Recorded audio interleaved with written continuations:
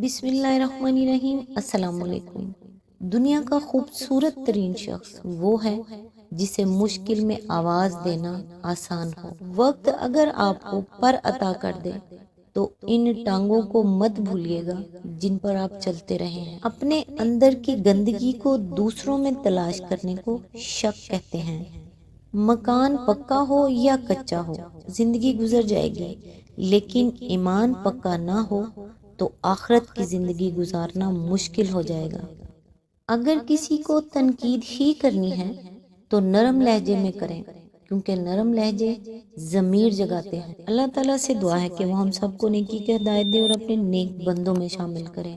अल्लाह ताला आपको और आपके तमाम अहल वयाल को अपने हिफ्ज़ अमान में रखे और आपकी तमाम नेक और जायज़ हाजात को पूरा करे, आमीन। आज इंशाअल्लाह सूरह शूरा की आयत नंबर 208 से स्टार्ट करेंगे। इसका तर्जुमा और तफसीर तफहीमुल कुरान से बयान करूंगी जो अहले सुन्नत जमात के लिए है। औज़ बिल्लाहि मिनश शैतानिर रजीम, बिस्मिल्लाहिर रहमानिर रहीम।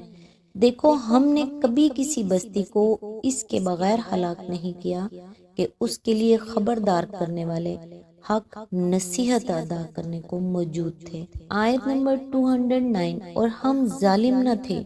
इसकी तफसीर है, यानी जब उन्होंने खबरदार करने वालों की तंबीह और समझाने वालों की नसीहत कबूल न की और हमने इन्हें हलाक कर दिया, तो जाहिर है कि ये हमारी तरफ से उन पर कोई जुल्म न था। जुल्म तो उस वक्त होता जबकि हलाक करने से पहले इन्हें समझा कर राह रास्त पर लाने की कोई कोशिश न की गई होती। आयत नंबर 210, इस किताब मुबीन को शयातीन लेकर नहीं उतरे हैं। इसकी तफसीर है, पहले इस मामले का मुस्बत पहलू इरशाद हुआ था कि ये रब्बुल आलमीन की नाजिल करदा है और इसे रूहुल अमीन लेकर उतरा है। अब इसका मनफी पहलू बयान किया जा रहा है कि इसे शयातीन लेकर नहीं उतरे हैं, जैसा कि हक के दुश्मनों का इल्ज़ाम है।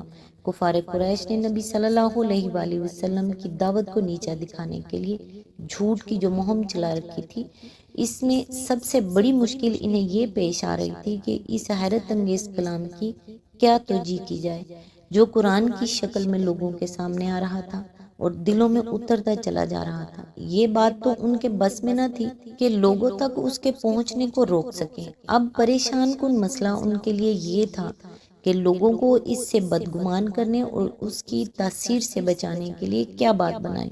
इस घबराहट में जो इल्ज़ाम उन्होंने अवाम में फैलाए थे, उनमें से एक ये था कि मोहम्मद सल्लल्लाहु अलैहि वसल्लम मुआज़ल्लाह काहिन हैं और आम काहिनों की तरह इन पर भी ये कलाम शयातीन उल्का करते हैं। इस इल्ज़ाम को वो अपना सबसे ज़्यादा कारगर हथियार समझते थे। इनका ख्याल था कि किसी के पास इस बात को जांचने के लिए आखिर क्या ज़रिया हो सकता है कि ये कलाम कोई फरिश्ता लाता है या शैतान, और शैतानी अलका की तरदीद आखिर कोई करेगा तो कैसे। आयत नंबर 211, न ये काम उनको सचता है और ना वो ऐसा कर ही सकते हैं।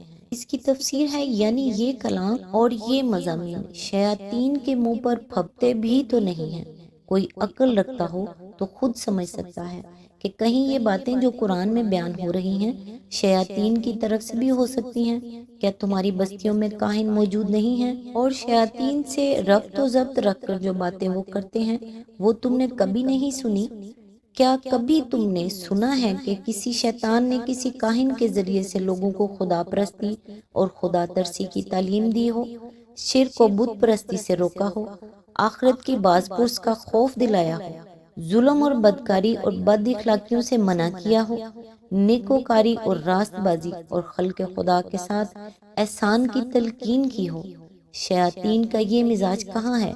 उनका मिजाज तो ये है कि लोगों में फसाद डलवाएं और इन्हें बुराइयों की तरफ रगबत दिलाएं। उनसे ताल्लुक रखने वाले काहिनों के पास तो लोग ये पूछने जाते हैं कि आशिक को माशूक मिलेगा या नहीं, जुए में कौन सा दाव मुफीद रहेगा, दुश्मन को नीचा दिखाने के लिए क्या चाल चली जाए, और फलां शख्स का ऊंट किसने चुराया है। ये मसाइल और मामलात छोड़कर काहिनों और उनके सरप्रस्त शयातीन को खल्क़ खुदा की इस्लाह, भलाइयों की तालीम और बुराइयों के इस्तेसाल की कब से फिक्र लाहक हो गई। यानी शयातीन अगर करना चाहें भी तो ये काम उनके बस का नहीं है कि थोड़ी देर के लिए भी अपने आप को इंसानों के सच्चे मौलिम اور حقیقی مزکی کے مقام پر رکھ کر خالص حق اور خالص خیر کی وہ تعلیم دے سکے جو قرآن دے رہا ہے۔ وہ دھوکہ دینے کی خاطر بھی اگر یہ روپ دھاریں تو ان کا کام ایسی آمیزشوں سے خالی نہیں ہو سکتا جو ان کی جہالت اور ان کے اندر چھپی ہوئی شیطانی فطرت کی غمازی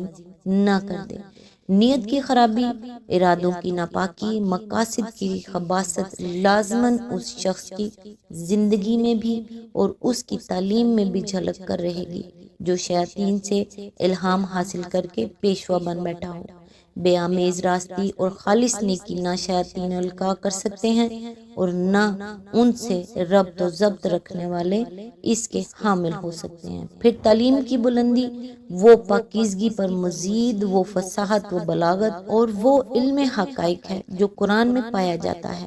اسی بنیاد پر قرآن میں بار بار یہ چیلنج دیا گیا ہے کہ انسان اور جن مل کر بھی چاہیں تو اس کتاب کی مانند کوئی چیز تصنیف کر کے نہیں لا سکتے۔ چنانچہ ارشاد ہوتا ہے کل ان اجتمعت الانس والجن علی ان یأتوا بمثل ھذا القرآن لیأتون بمثلہ ولو کان بعضهم لبعض ظہیرا۔ سورہ بنی اسرائیل آیت نمبر 88۔ اور مزید ارشاد ہوتا ہے قل فأتوا بسورۃ من مثلہ وادعوا من استطعتم من دون اللہ ان کنتم صادقین۔ سورہ یونس آیت نمبر 38۔ آیت نمبر 212۔ وہ تو اس کی سماعت تک سے دور رکھے گئے ہیں۔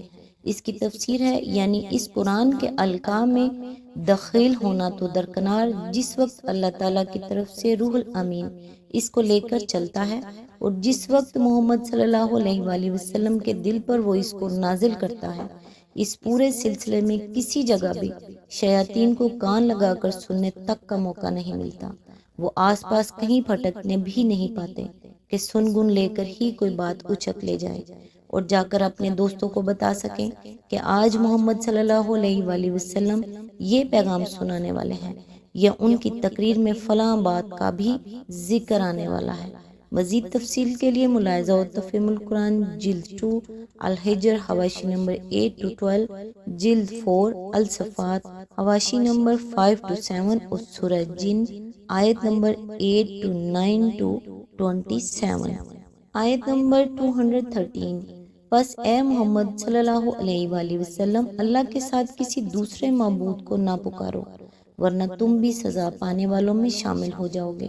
اس کی تفسیر ہے اس کا مطلب یہ نہیں ہے کہ معاذ اللہ نبی صلی اللہ علیہ وآلہ وسلم سے شرک کا کوئی خطرہ تھا اور اس بنا پر آپ کو دھمکا کر اس سے روکا گیا۔ دراصل اس سے مقصود کفار و مشرکین کو متنبہ کرنا ہے کہ کلام کا مدعا یہ ہے کہ قرآن مجید میں جو تعلیم پیش کی جا رہی ہے یہ چونکہ خالص حق ہے فرما روائے کائنات کی طرف سے اور اس میں شیطانی علائشوں کا ذرہ برابر بھی دخل نہیں ہے، اس لیے یہاں حق کے معاملے میں کسی کے ساتھ رو رعایت کا کوئی کام نہیں۔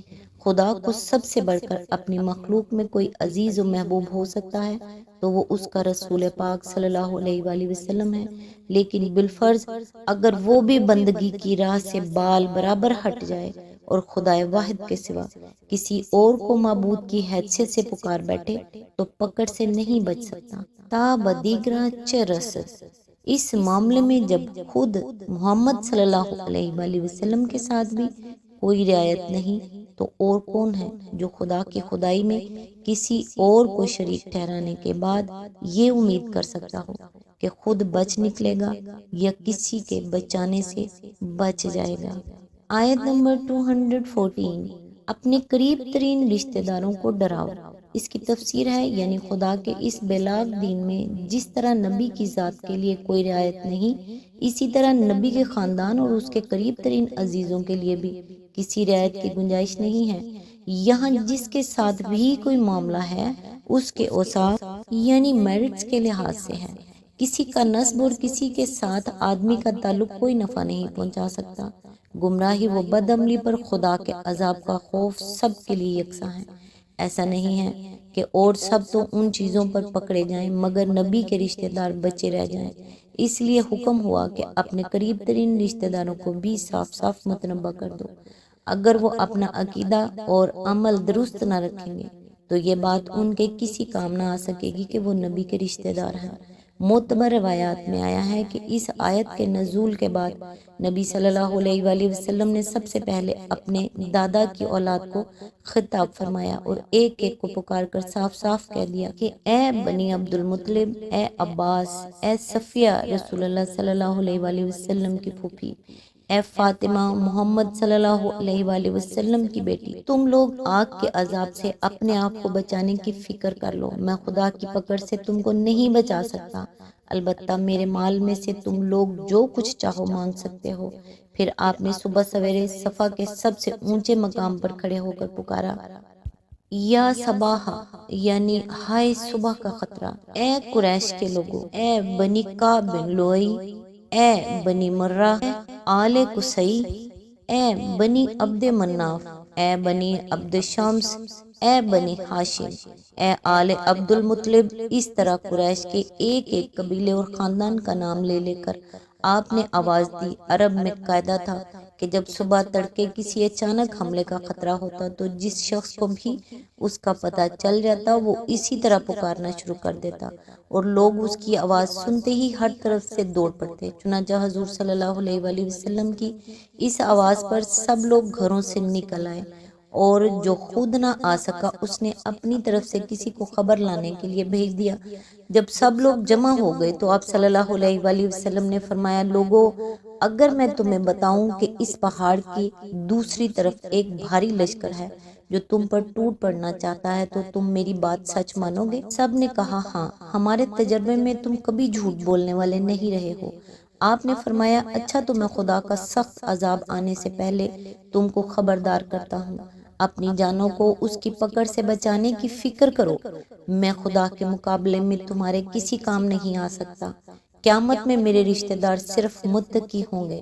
ایسا نہ ہو کہ دوسرے لوگ نیک اعمال لے کر آئیں اور تم لوگ دنیا کا وبال سر پر اٹھائے ہوئے آؤ۔ اس وقت تم پکارو گے، یا محمد صلی اللہ علیہ وآلہ وسلم، مگر میں مجبور ہوں گا کہ تمہاری طرف سے منہ پھیر لوں۔ البتہ دنیا میں میرا اور تمہارا خون کا رشتہ ہے اور یہاں میں تمہارے ساتھ ہر طرح کی صلہ رحمی کروں گا۔ اس مضمون کی متعدد روایات بخاری، مسلم، مسند احمد، ترمذی، نسائی اور تفسیر ابن جریر میں حضرت عائشہ، حضرت ابو ہریرہ، حضرت عبداللہ بن عباس، حضرت زہیر بن عمر اور حضرت قبیصہ بن مخارق سے مروی ہیں۔ یہ معاملہ صرف اس حد تک نہ تھا کہ قرآن میں انذر عشیرتک الاقربین کا حکم آیا اور حضور صلی اللہ علیہ وآلہ وسلم نے اپنے رشتہ داروں کو جمع کر کے بس اس کی تعمیل کر دی۔ دراصل اس میں جو اصول واضح کیا گیا تھا وہ یہ تھا کہ دین میں نبی اور اس کے خاندان کے لیے کوئی امتیازی مراد نہیں ہے جن سے دوسرے محروم ہوں۔ جو چیز زہر قاتل ہے وہ سب ہی کے لیے قاتل ہے۔ نبی کا کام یہ ہے کہ سب سے پہلے اس سے خود بچے اور اپنے قریبی لوگوں کو اس سے ڈرائے، پھر ہر خاص و عام کو متنبہ کر دے کہ جو بھی اسے کھائے گا ہلاک ہو جائے گا، اور جو چیز نافع ہے وہ سب ہی کے لیے نافع ہے۔ نبی کا منصب یہ ہے کہ سب سے پہلے اسے خود اختیار کرے اور اپنے عزیزوں کو اس کی تلقین کرے تاکہ ہر شخص دیکھ لے کہ یہ واعظ و نصیحت دوسروں ہی کے لیے نہیں ہے بلکہ نبی اپنی دعوت میں مخلص ہے۔ اسی طریقے پر نبی صلی اللہ علیہ وآلہ وسلم زندگی بھر عامل رہے۔ فتح مکہ کے روز جب آپ شہر میں داخل ہوئے تو آپ نے اعلان کیا کہ زمانہ جاہلیت کا ہر سود جو لوگوں کے ذمہ تھا میرے ان قدموں تلے رونٹ ڈالا گیا، اور سب سے پہلے جس سود کو میں ساقط کرتا ہوں وہ میرے چچا عباس کا ہے۔ واضح رہے کہ سود کی حرمت کا حکم آنے سے پہلے حضرت عباس سود پر روپیہ چلاتے تھے اور ان کا بہت سا سود اس وقت لوگوں کے ذمہ وصول طلب تھا۔ ایک مرتبہ چوری کے جرم میں قریش کی ایک عورت فاطمہ نامی کا ہاتھ کاٹنے کا آپ نے حکم دیا۔ حضرت اسامہ بن زید نے اس کے حق میں سفارش کی۔ اس پر آپ نے فرمایا، خدا کی قسم اگر محمد صلی اللہ علیہ وآلہ وسلم کی بیٹی فاطمہ بھی چوری کرتی تو میں اس کا ہاتھ کاٹ دیتا۔ آج تک کے لیے بس اتنا ہی۔ نیکسٹ انشاءاللہ آیت نمبر 215 سے سٹارٹ کریں گے۔ تب تک کے لیے دعاؤں میں یاد رکھیے گا۔ اللہ حافظ۔